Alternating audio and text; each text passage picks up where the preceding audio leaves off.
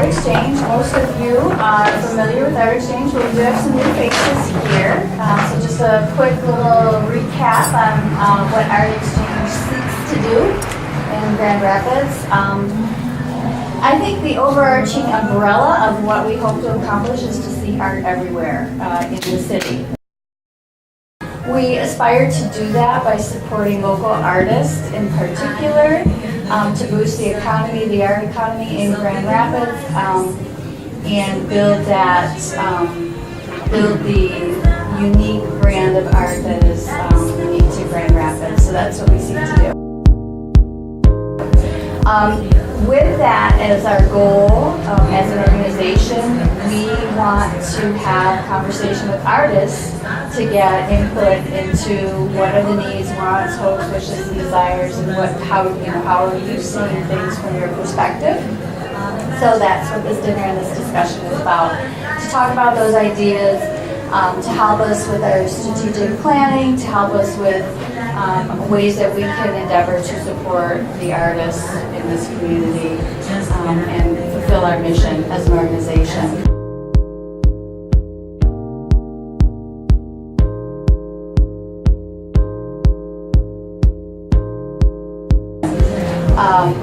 This evening we're going to talk about key components which we believe are the keys to this recipe. And that would be creativity, commerce, and community. So we have some discussion around those three components. We've got a variety of questions, and we're hoping that you can feel free to just jump in and add to that. Let's dig in and let's start with the creative process, and Stephen's leading that conversation right now. Yeah, so we have some questions just centered around understanding the creative processes, specifically your creative processes as artists. So this is a discussion that kind of encourages a healthy collaboration, so we might hear some ideas from each other. The act of creating, making something from absolutely nothing. So our questions center around that, because that's what artists do, right? We create something from absolutely nothing. So my first question is, what is art?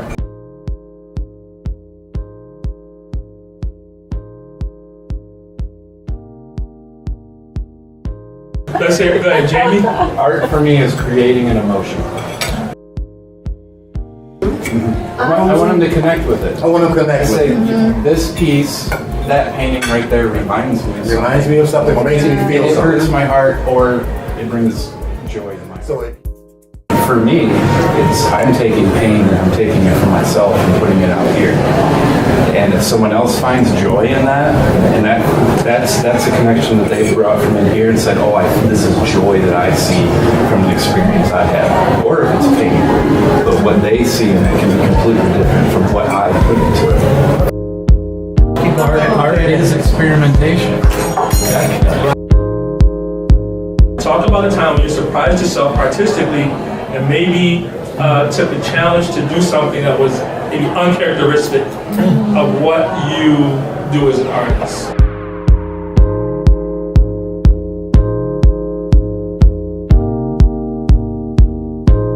you mean just something outside of your medium? Something outside of your medium, something outside of your comfort zone, something outside of your understanding. A time when you took a risk. Chris Phillips. I was an educator of very young children to kids of middle school age for about 30 years.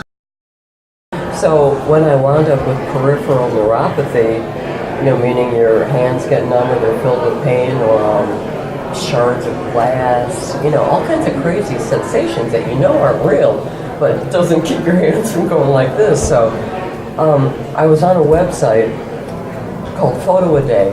I don't know how I was invited, still haven't known, but in the month that I was invited and I started participating, every day there was a different photo prompt.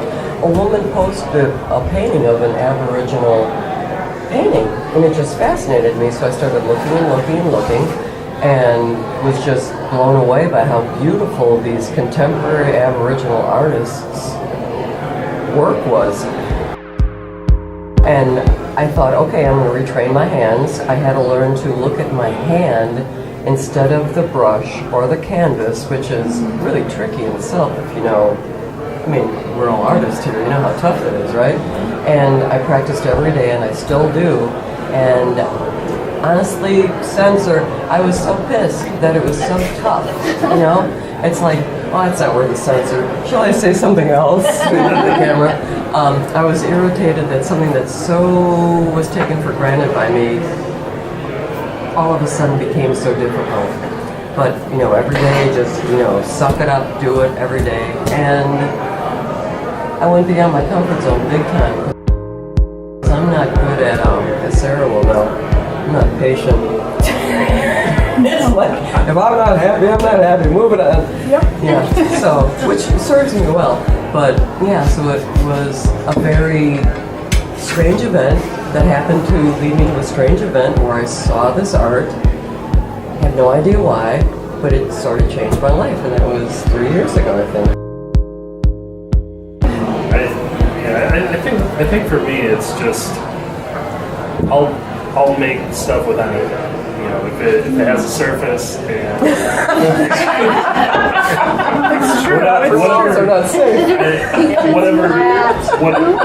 whatever materials that I happen to have, I'll make something, and I think that's kind You know, a of. lot of people really would strive for that type of innovation. Bingo. Stephen, if I could draw maybe a thread that I see and, Absolutely. or that I'm hearing in what everyone said is the difficulty, the desire and the difficulty of innovating, and the importance of comfort zone versus getting yourself on an edge, or getting someone who pushes you to the edge, or having a disease thrust upon you that pushes you to the edge, and you come out in this new place. And it's, I think, the single most greatest challenge for an artist, because you can't really push yourself to the edge. It's something else does it, or it's an openness to allow it to happen to you, which is incredibly, like, it's the deepest place of fear, right? Okay, I gotta tell you guys, first I'm gonna reveal a very sad truth. I am completely unauditory. I'm very verbal and I'm very visual, but I don't hear very well. So music is often an annoyance. I need total silence. Okay, so I was invited to paint on stage with a jazz quintet, a jazz quintet playing, and I was invited to paint on stage. This is not anything that would be anything like anything I would ever do. And I just said yes. I don't know what came over me, but I said yes, and it was an unbelievable experience. And here's what I discovered. The music was playing, and I stopped thinking. Ooh. Yeah. I was just channeling. It was the coolest thing. Like, there's no...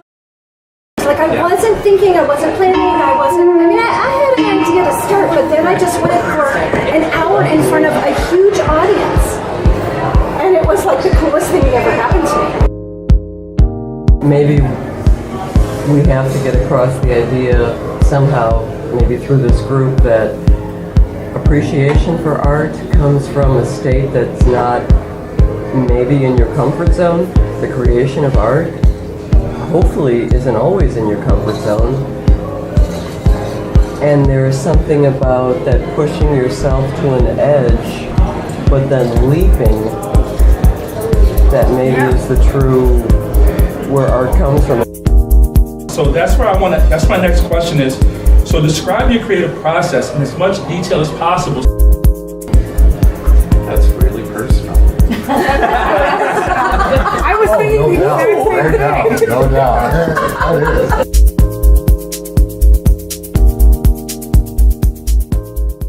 Well, I feel like that's a really personal That is a question, very too. personal question. There are some things that you want to hide. Like, there are some things about your thought process that you don't really want to share because it's not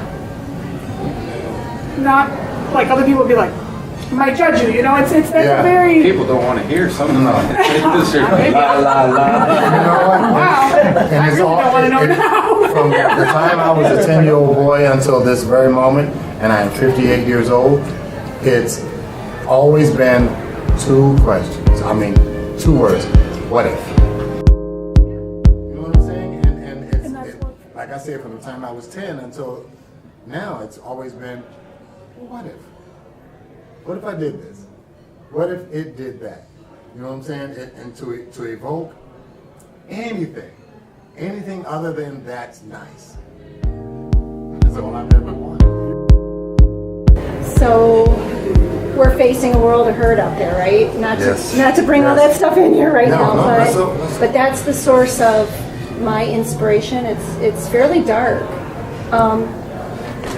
but I think that it is the creative mind, whether it's software development, which we have 2 Yes. people here, Yes. 2 creatives in Yes. that world, and it's really it's all the same thing. I mean, our disciplines and our media disappear and are disappearing rapidly in this technological world we live in, and it is the creative mind and the capacity to ask what if that is going to be our human salvation.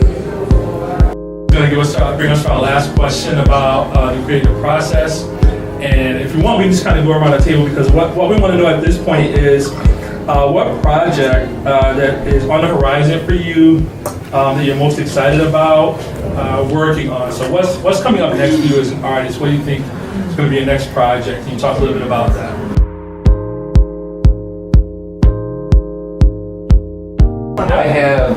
I've been working close with the GRCC sculpture professor. We have finally proven that we need sculpture pads on campus. Nice. Everything is a go. Well, you pushed hard for that, though. Yes, we've been working very hard for this. So we will have, I think, 5 sculpture pads on campus, 4 which will be commissioned or found artists, and then the last one will be for students. And that student exhibit will be there for 2 years. And I will be on the board, and I get the first student sculpture pad. So I'm as I said earlier, software developer by day. But I really think that both the art and sort of software development for me they live together. They feed off of one another, and so I've been doing a bunch of, I guess, paintings with on wood panel with like Sharpie paint markers and clear spray. So really, I've been kind of on a roll for the past 2 months with them, And it's good work, too. Could you explain what you mean by creative commerce? All right, we are going to go ahead and move on to creative commerce / economy in Grand Rapids. We are talking about the exchange of art products for financial gain.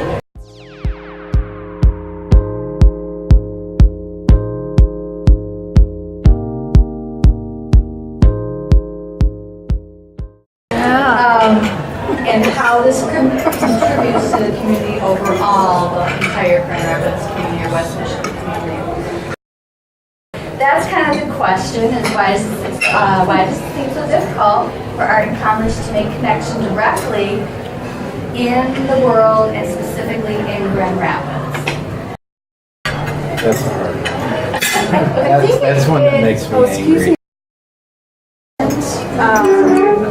He and his wife wanted to purchase a DT spoons, which are very expensive, and because they were such good friends, I offered it to them at a third of the retail price.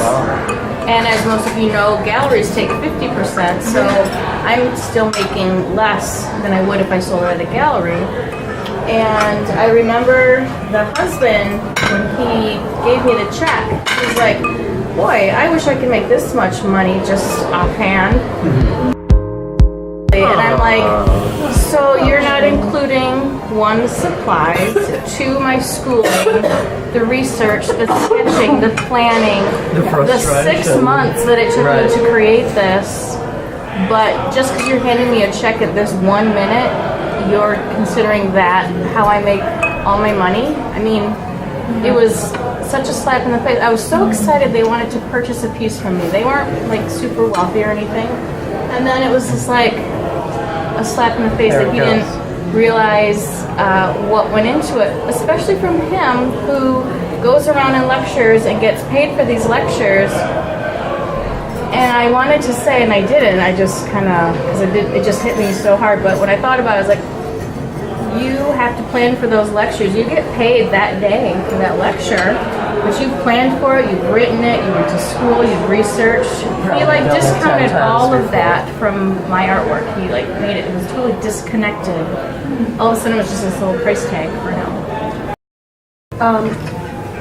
Without getting into too much politics, right? We live in a capitalist society where goods drive a lot of behavior, and there's a certain level of mindset to acquire goods, and then you reach a point in life where you want to get rid of goods and realize that they're a Sisyphean boulder on your back, right? That you're just managing all the time.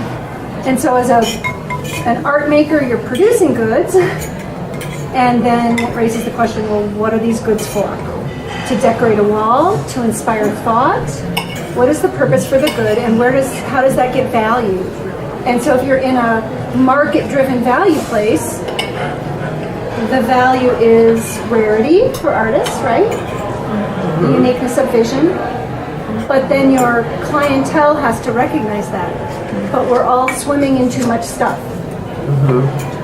So I'm not really, I'm raising just more questions. No, you know what? But that's a perfect answer to what, these folks had intended to do, to bring art into every day.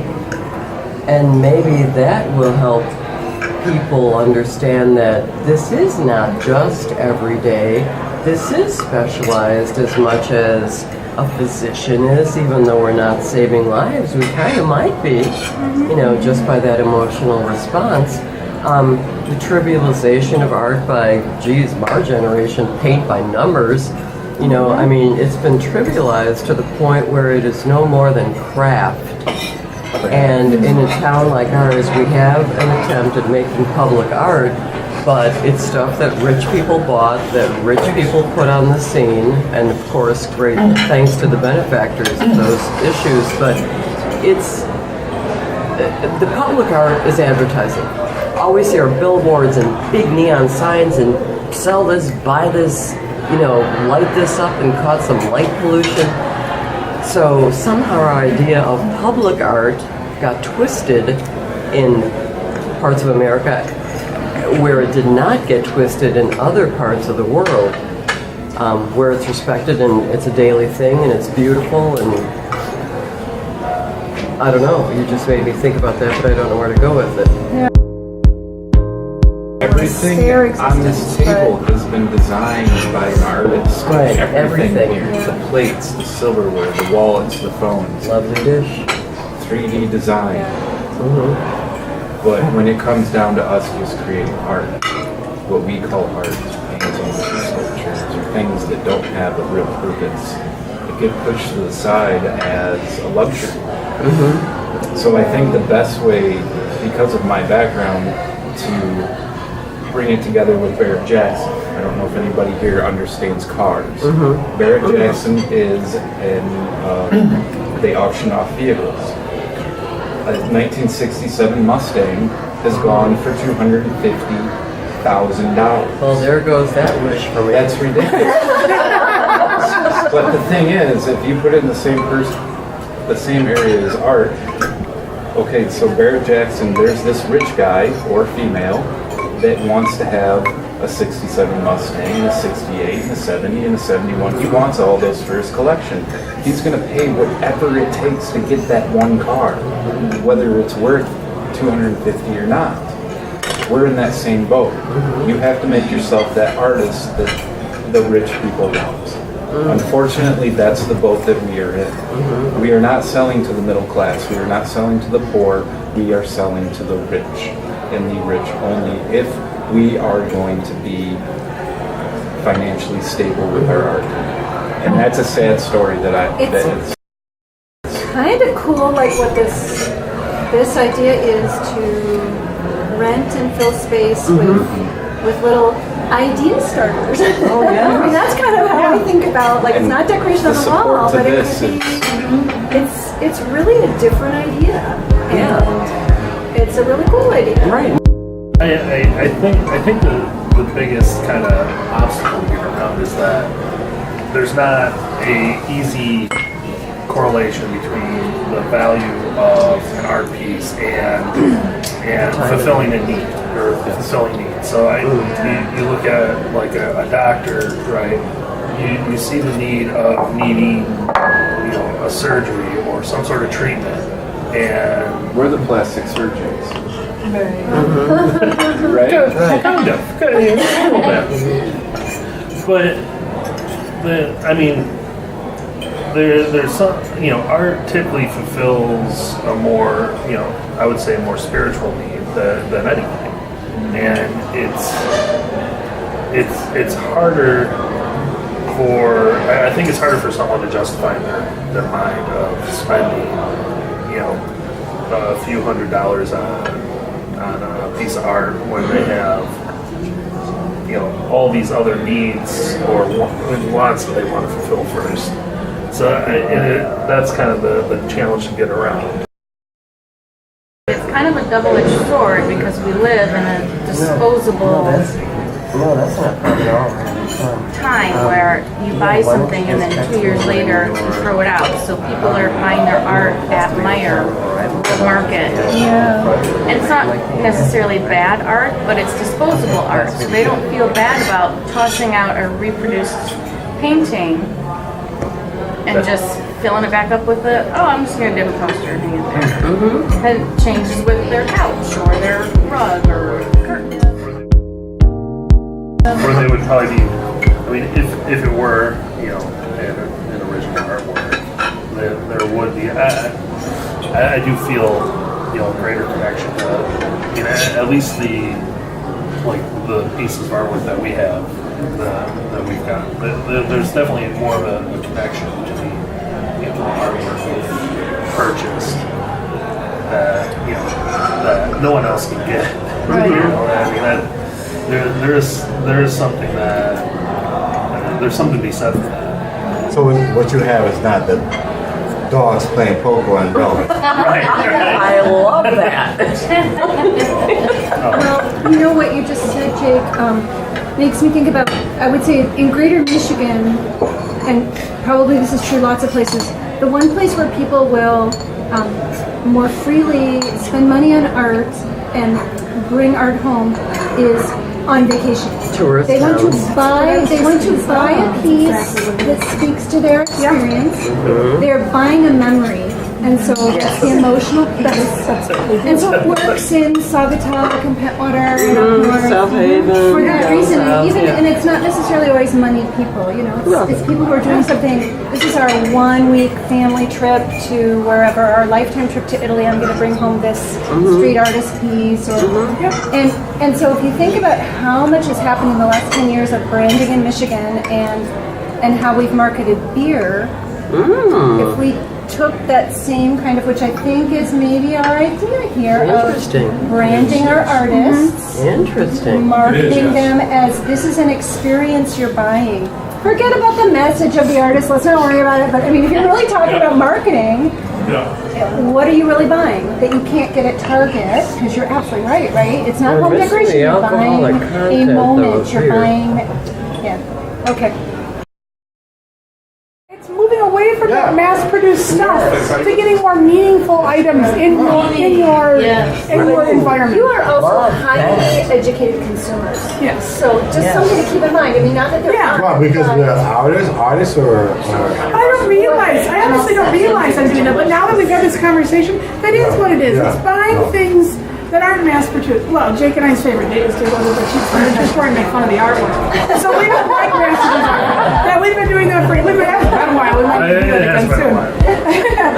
That was our favorite date. You know, we're kind of asking that question about absorbing the community into maybe a Grand Rapids brand of art.